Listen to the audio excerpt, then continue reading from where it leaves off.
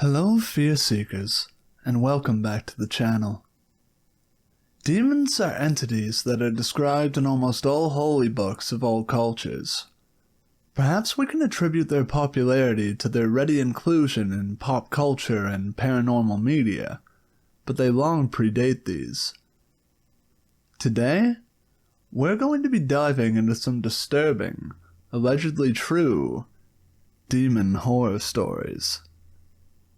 Now, it is a dream of mine to read subscriber horror stories someday. With that in mind, I'd ask that you subscribe to the channel and like the video so we can make that happen together. If you have any scary stories from your own life, feel free to submit them to the email in the description. I would be honored to read them. Now without further ado, sit back, hold your crucifixes close, and get ready to ferment your fears.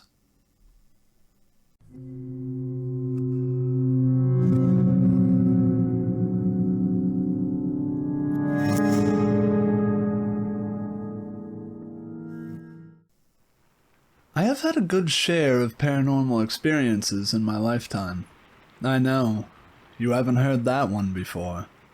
But in all seriousness, I want to talk about the strangest encounter and just see what other people say or think. A lot of people I tell about this just sort of write it off or think I'm joking, which is weird because of where it takes place. So, on to the beginning, 3 years ago. I had just moved to Arizona from New Mexico.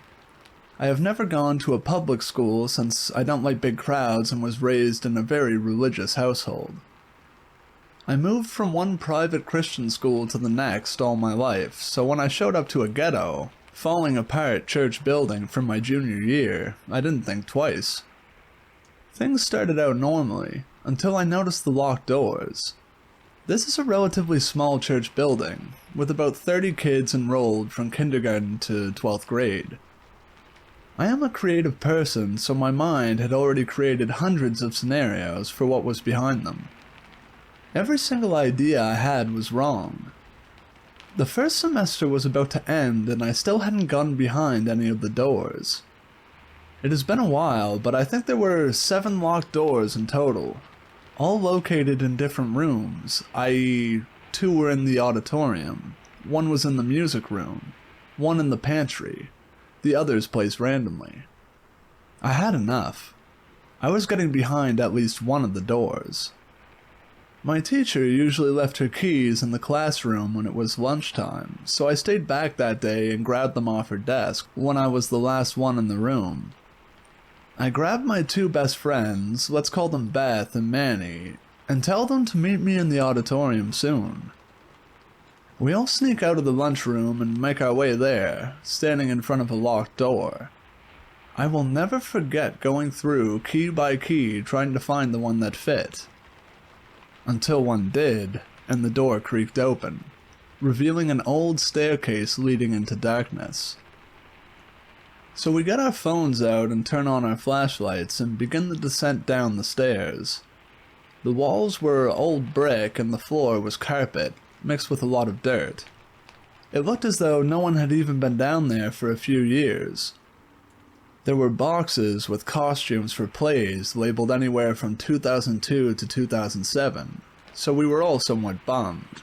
We wanted to find something weird, not just Christmas play scripts and costumes. The hallways had a 3-way turn, so we all split up. Beth found a room full of white sheets and mirrors. Creepy, I know, especially later when this room comes into play. Manny found a bigger room that was under the stage with an old baptism pool, so pretty much a broken hot tub and a lot of crosses. I came across a long hallway. It had to have stretched across the entire school/church. Doors here and there with different rooms with weird things in each, like a working washer and dryer, a room with hundreds of mops, and one with old furniture.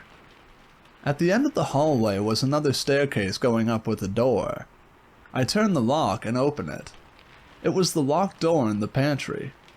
Anyways, We all grouped up again, and apparently every one of the locked doors leads to this odd basement.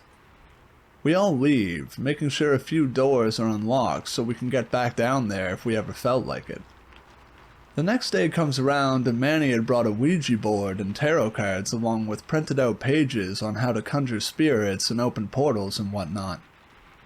We all head down into the long hallway and mess around for 30 minutes or so, and again nothing happens.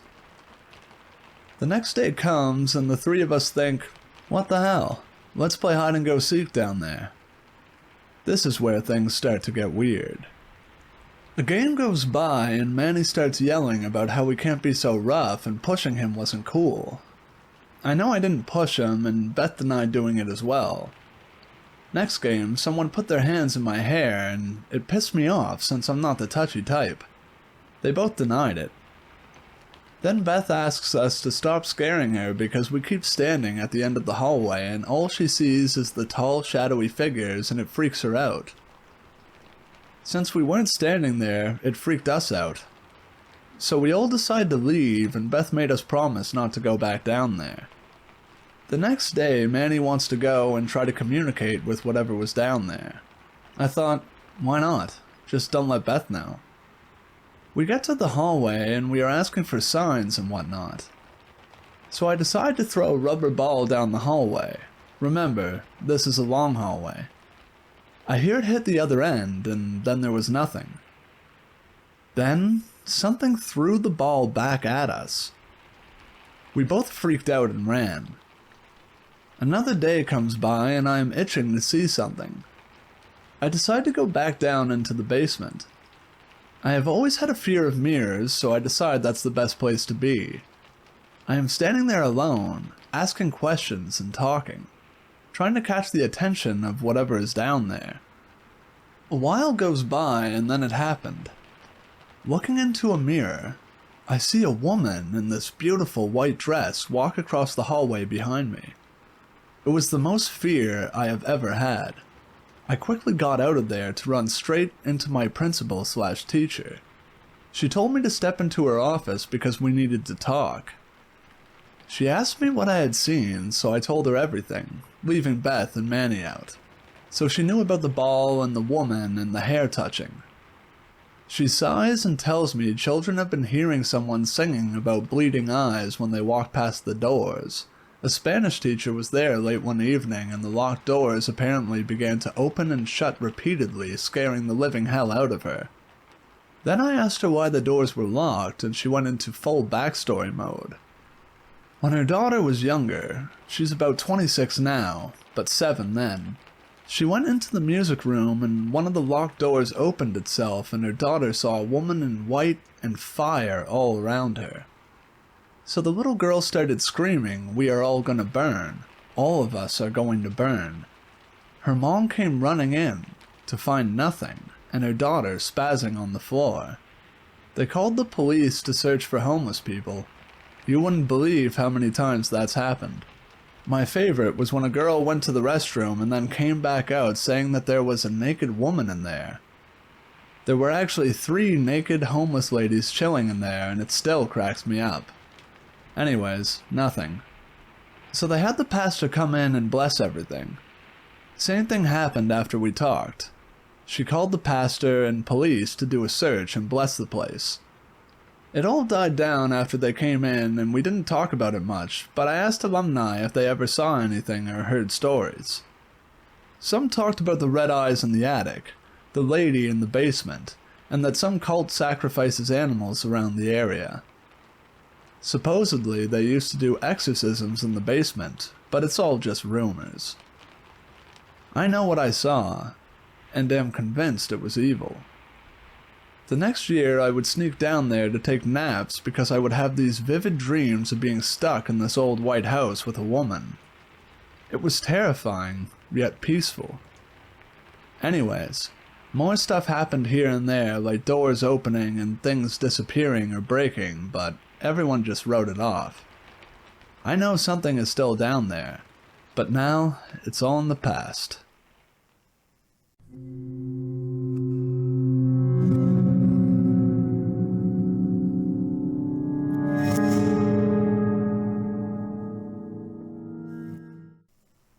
Okay, first, here's some info about my background before I go on with the story, just so you'll know how strange this particular encounter is for me. I can say I'm kind of used to paranormal events because I used to constantly see when I was young, along with having other abilities that I learned to block as I grew older because I didn't want them. I've always been the one who was the more intuitive and most spiritually sensitive/open among my cousins, and being an only child, I'm also the last and only one in the family that got the stronger gifts passed on to me by my deceased grandparents and our past ancestors, some of them apparently being former active shamans, psychics, faith healers, and mediums in my family. My family's bloodline from both sides of my parents also apparently have a long history of involvement with the occult and esoteric spiritual practices. I've always been the first or most targeted or even the sole target of entities in our family whenever we move to a new house, because for some unknown reason, I'm like a magnet for this stuff. So I try to ignore what tries to make contact as much as possible. Some just tried to get attention, but there were also more sinister beings I was thankfully able to ward off or escape. I've lived in houses that had varying degrees of activity.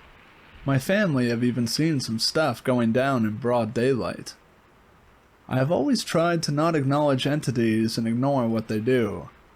I can say that through these experiences I've had since childhood, I have gotten spiritually, emotionally, and psychologically stronger as I got older.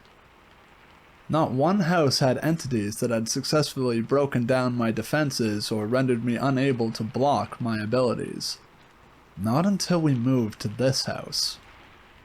This particular house that I'll be talking about is different. It's the one that really tested us and left a deep imprint on us. Living in that house changed our lives and left permanent scars on us. We couldn't ignore them like how we did to the other entities in the previous houses we resided in. This house had demonic entities that were strong enough that they almost succeeded in possessing me and driving me to take my own life. In this house, the more I blocked, the stronger my abilities got, and the more I ignored the entities, the more they persisted. That house had malevolent beings that oppressed us, broke my family apart, and rendered us sick and financially broke. It was probably a miracle that we were able to fight to get out of there before things got even worse than they already were. This was a 2-bedroom old Spanish-era house that had entities that blatantly made themselves known to everyone in the family. My mom, stepdad, and I. And even to friends, acquaintances, and basically everyone that visited the house. Everyone who has visited that house left there with at least one encounter or with an unexplained spooked out feeling. No one besides our family and neighbors knew about the house's history and the entities/paranormal activity attached to it. We only told visitors about it after they reported their sightings and encounters to us. That house had rumors of a gruesome history involving the former married owners and their maid. But that is another story for another time. Anyway, according to the rumors, the descriptions/sightings from our visitors, along with our own experiences, the house had 3 entities that consistently made themselves known, which were a shadow man and 2 female beings. Even though those 3 filled us with dread, we had grown familiar with them as time went by. Whenever something tried to make contact with me, I have always been able to figure out what an entity is and to gauge its intentions after spending a few moments feeling it out, getting familiar/acquainted with its energy. So, early on, it was quite easy for me to pin down what entities were residing in this house, except for one. A weird encounter with this one unseen entity that seemingly came out of nowhere left me with questions that I still cannot answer to this day. I hope you'll be able to help answer them for me. Here goes the story. One day on a regular weekend, I woke up on a late afternoon from a deep, dreamless slumber. I just settled in, having recently switched rooms with my mom, so I was still getting used to the space. I woke up a bit disorientated, so I took a few moments to collect myself and wake myself up completely. Then when I was fully awake, I remember checking my digital clock on my bedside for the time and getting a bit shocked seeing that it was past 3 p.m. I thought, wow, I slept that long? I faced my head forward, and when I tried to lift my arms to stretch, I noticed that something was wrong. I felt this immediate physical pressure on my chest and neck that quickly spread to my limbs. I suddenly couldn't move anymore, and there is this heavy constricting weight on my right side that is beginning to take shape. I couldn't see anything on me, but it felt like there was a hairless bald head tucked in my neck under my jaw with its bony face, jaw, and chin pushing uncomfortably on my collarbone and chest. I felt scrawny arms wrapped tightly across my arms along with spindly legs holding my thighs in a vice grip. I vividly remember not feeling any clothes, soft flesh, fat, nor any hair on the body. The skin was cold and felt rigid. It felt kind of leathery, like it was old taut skin, wiry sinew, and bones. Kind of like how Gollum from Lord of the Rings would probably feel if he koala hugged you. Its body felt bony and short, but its grip was suffocatingly strong. It was skin and bones, but its grip was so tight that I felt its bony limbs and head painfully digging into me. I couldn't see it, but I could remember looking down on my chest and seeing in my mind's eye a brief flash of almost corpse-like, incredibly pale and grayish gangly arms wrapped across my body. I have never encountered anything else like it. I couldn't figure out what it was or what it wanted. All I knew was that it had negative energy that filled me with dread and disgust. It made my skin crawl and I couldn't breathe. Once I registered that I was being held down, I panicked for a moment. Then I got angry at this thing that had the audacity to invade my space and touch me. If anyone else saw me, I probably looked insane trying to wrestle that invisible thing off me. Amidst the struggle, on one strong shove of my hand at its torso, I remember feeling it exhale cold air on my neck, and I've never felt more repulsed in my entire life than in that moment. I probably prayed and cursed more in that moment than I ever had in my entire life. I was livid, and yet also fearful for my life. I thought I was going to die, so I wasn't going to go down without a fight. It felt like forever until I actually got to move my left hand up enough to shove its bony jaw off my neck a few times and eventually push it off of me. I felt its weight drop next to me on the bed, and the moment I got free, I flung myself from the bed and ran to get out of my room. I barged into my mom's room and caught her in the middle of a heated negotiation on a phone call. She immediately noticed my distressed state and hurried to end the call to ask me what was wrong and why I woke up looking so pissed. I told her about the thing. She got spooked and angry, so she quickly grabbed a holy water bottle and barged in my room, yelling profanities at whatever was in it, and doused my bed in holy water. After that, I never encountered the thing again. Or at least, if I had, I don't remember having any more than that one time. Also, note that this encounter happened not long after I had just switched rooms with my mom due to an encounter with the Shadow Man/Incubus. It was a little over a week before when I had to switch rooms with my mom because the Shadow Man/Incubus who had been watching/prowling me got in my room. It pretended to be my mom to lay its weight and body on me. It was the first time it finally got close and physical with me while I was awake. After a while of it just stalking me from afar, and getting intimate with me only in my dreams. Having said that, I still don't know why just after a little more than a week of having a face-to-face encounter with a hulking 7-foot Shadow Man/Incubus, I then got death gripped by this invisible golem thing after moving in the other room. If you have gotten this far into my post, thank you for reading. I hope someone here can help me figure out what this thing was and why it did that to me. A particular comment in a thread under an old post about greys seemed to fit the description of the thing in my encounter, so I hope there are people that can share more knowledge about the greys, or the thing that got in my bed. I couldn't find anything about the greys or any other entity that fits the description of what I encountered on the internet, so I posted my story here in hopes of finding answers. If you can point me to sources or offer answers or share similar experiences of your own, I would be grateful. Thank you.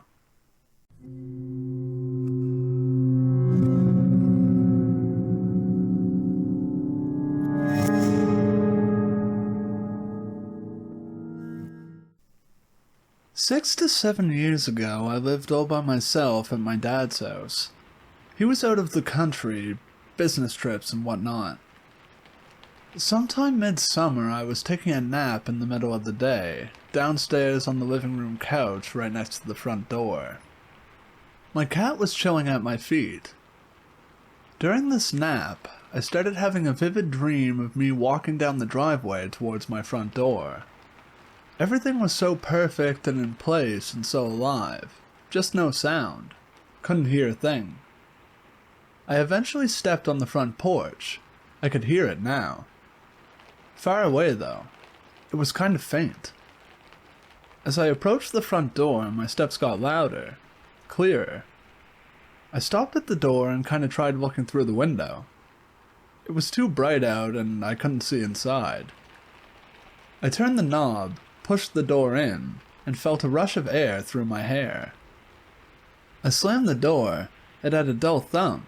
It was decently loud, but it was off to my right. It occurred to me that I wasn't in my body. I don't even know if I'm looking through my own eyes. What I'm hearing does not correspond to what I'm seeing. Was this me? I don't know. But whatever this is, looks at me. There I am, sleeping face up on the couch. My cat is at my feet, somewhat unamused, but looking right back. Steps approach and stop right there next to me.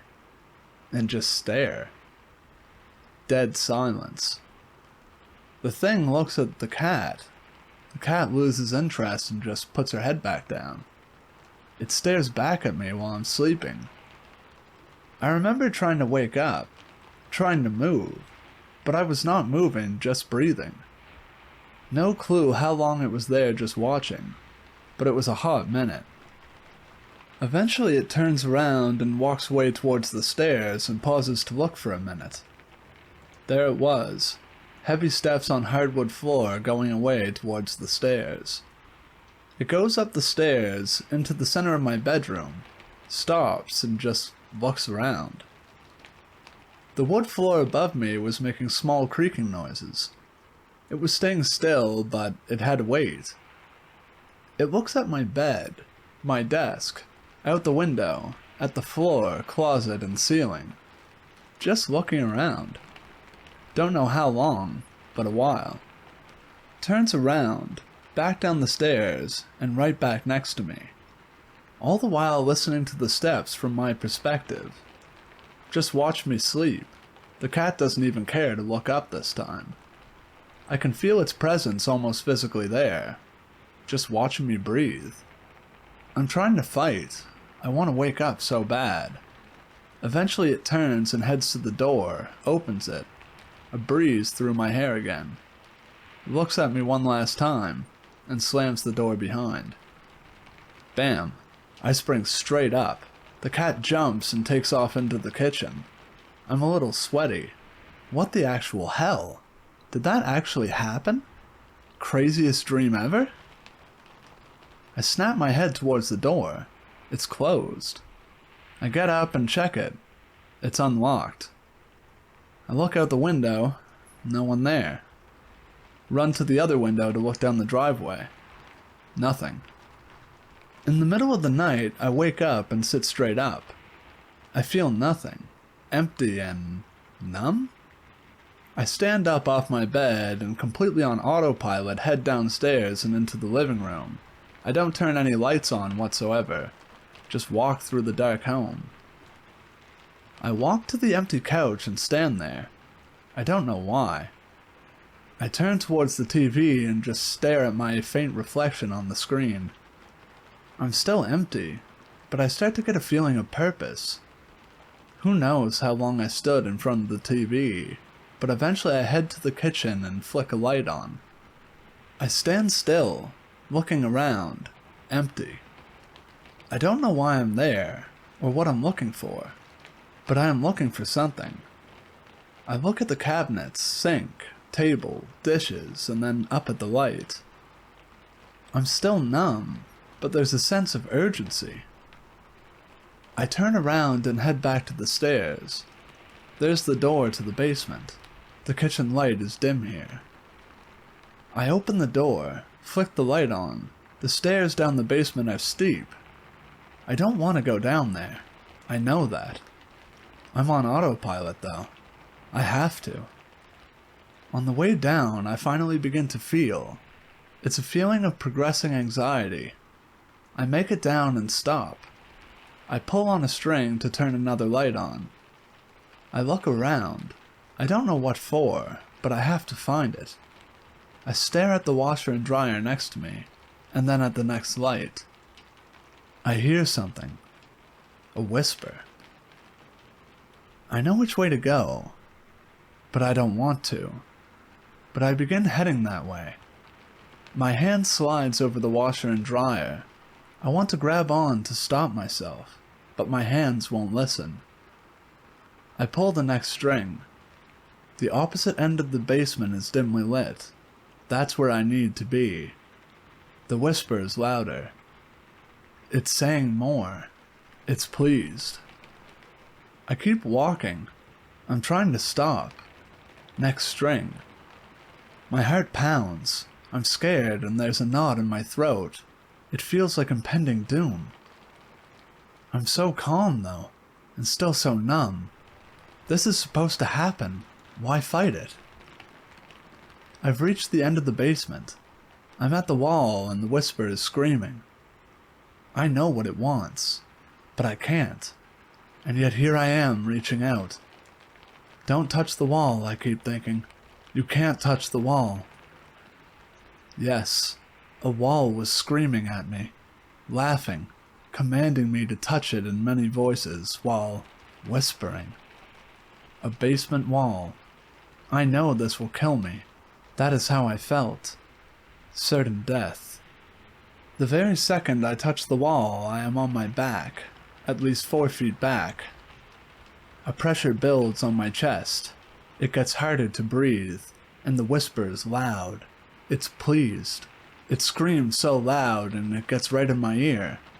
I could feel it breathe. What did he say? Thank you? I don't know. I think that's the last thing I heard before I was out. I opened my eyes and was on the floor.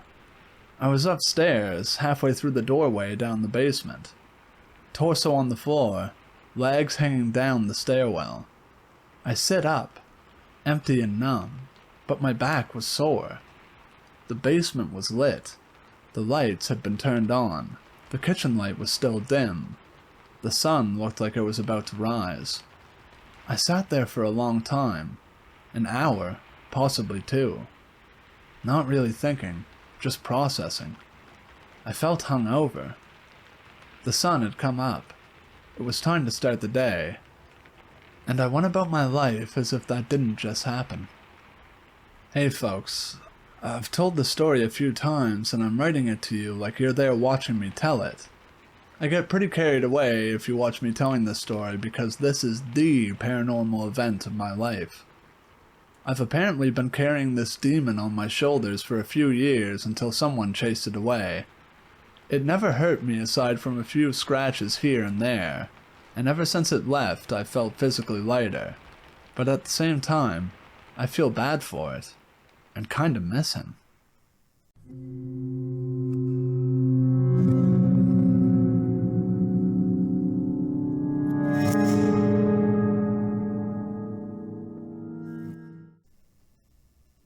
Hey guys, glad to see you made it to the end of the video.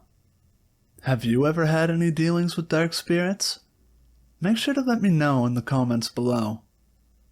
As always, If you have any stories you wish to be told, be sure to send them in. Alright guys, that just about wraps up the video. Thank you for watching. I hope you enjoyed it. So long, Fear Seekers. I'll see you in the next video.